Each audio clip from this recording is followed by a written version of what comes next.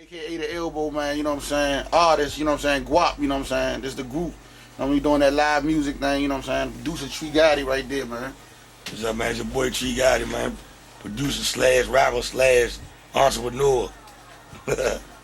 And look, how long have y'all been in this game right here, y'all? Like 12 years, man. Yeah, we been doing music for 12 years, man. We started off as a group called South Boy Click, and then we moved from South Boys Click, from having a song on the Billboard charts then. It was a song called Make 'Em Jiggle back then. It was like number 38 on the Billboard chart. Then we moved to the Committee. We changed our name to the Committee. And we had success with that group. You know, we had the DC Club. We was in rotation, you know what I'm saying, #1 on WPGC, you know what I'm saying. And from there, we formed, you know, the new group Guap, you know what I'm saying, under messing with my man, you know, Mark Daniels, put it down, you know what I'm saying, with the whole live band. We doing, you know, everything live from home, you know what I'm saying. So everything we do is live. I heard, you know, through just people talking that y'all were one of the first groups to really come from the DMV. Right.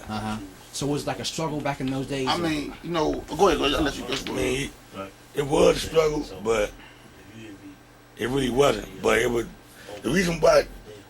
What made it a struggle is because back in them times when we first started the Committee, a lot of people wasn't really rapping like that. It was hard to break a rap record if you were from here because it wasn't a rap scene. You know what I'm saying? Now it's a rap scene, so it's a lot better now because everybody rapping now. You know what I'm saying? Back then, I can say it was a little bit hard because we was like, it was. I mean, maybe with the exception of a couple of other rap groups that was really doing it. You know what I'm saying? Like Top Dog, Hill Gang. They been doing it for some years. You know what I'm saying? You know, Oi Boys, they been doing it for some years. You know what I'm saying? I mean, yeah, Circle Boys been doing it for some years. You know what I'm saying? I mean, you know. Good Life Money. You Yeah, know Good Life Money. Like that. Jane on them, they been doing it for the thing about it is we started out on the open mic circuit. You know what I'm saying? We was one of the same rappers we was in the U-turn. Yeah. Every Tuesday. I mean, we created our own buzz. I mean, what we doing right now? You understand? In fact, Dre all day said y'all started the DMV movement at the U-turn. Yeah, we started DMV music. We started it at the U-turn together. You know what I'm saying? Committee and Dre, we started it together at the U-turn. We did the first show. You know what I'm saying? We sat out at the table, came with an idea. He already had the club, and we was like, man, look, we want to do our video shoot. I mean, not our video shoot, but our video release party there at the U-turn. And then I guess, you know what I'm saying, it was like, he seen how many people we brought in there, and he was like, dang. So it's really a rap scene in DC. So from there, you know what I'm saying, he started doing the open mics, and from there, you know what I'm saying, we was coming out every day. You know what I'm saying, every Tuesday, killing it, dogging everything. You know what I'm saying? That just made everybody else want to get on. At that time, we created our buzz through, you know, the live go-go crowd. We perform everywhere Backyard perform and everywhere TCB perform for 2 or 3 months, halftime shows. We went from 4 people in the front to nobody leaving, you know, the area to wait for us to perform. At that time, we was pushing a single called Hater Blockers.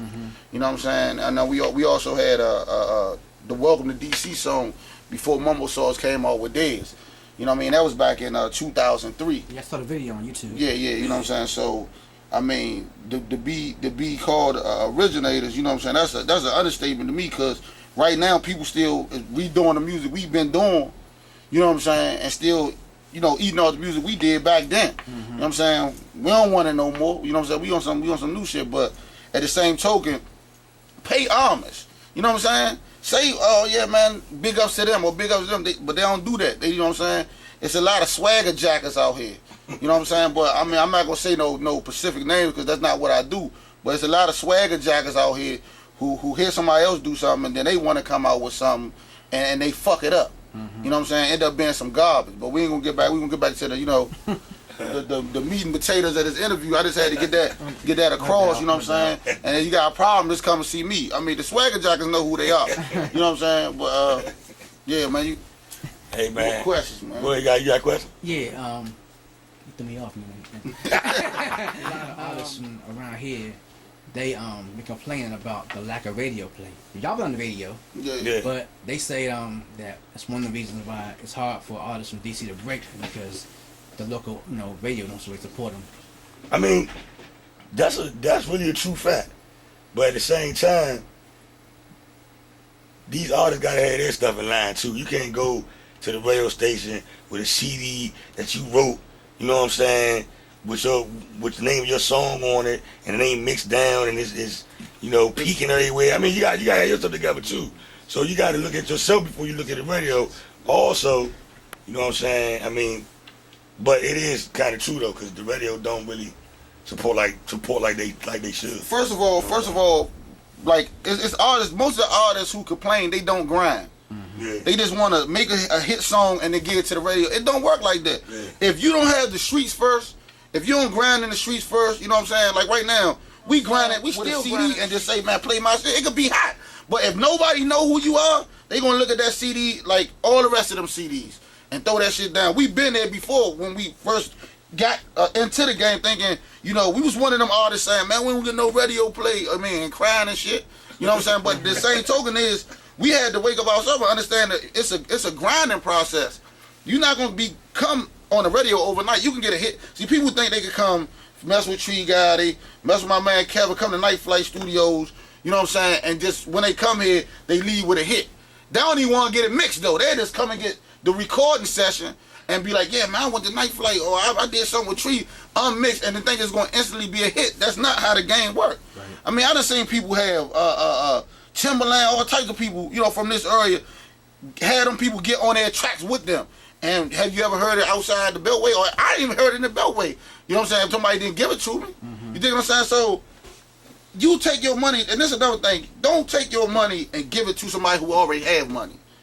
If you coming from the bottom, don't spend your money backwards. You know what I'm saying? You coming from the bottom, spend your money on shit you need. Mm-hmm. You paying this man $10,000, $20,000, or you maybe more than that, $50,000, and nobody even know who you is in your own city. So you just riding around. You got Scarface. You got whoever on your album. Nobody know who you is in the city, but you got all these people on your album, and you done paid them all this money. Now your budget is depleted, and nobody still don't know who you is. That's my whole point. You know what I'm saying? Spend your budget on the right shit. Go buy CDs you can give away. Run MySpace campaigns. Get an internet radio. I mean, do something. Right. Just don't give your money away. You know what I'm saying? So. You can go to the next question, man. That's basically the same thing I was about to say, you know what I'm saying?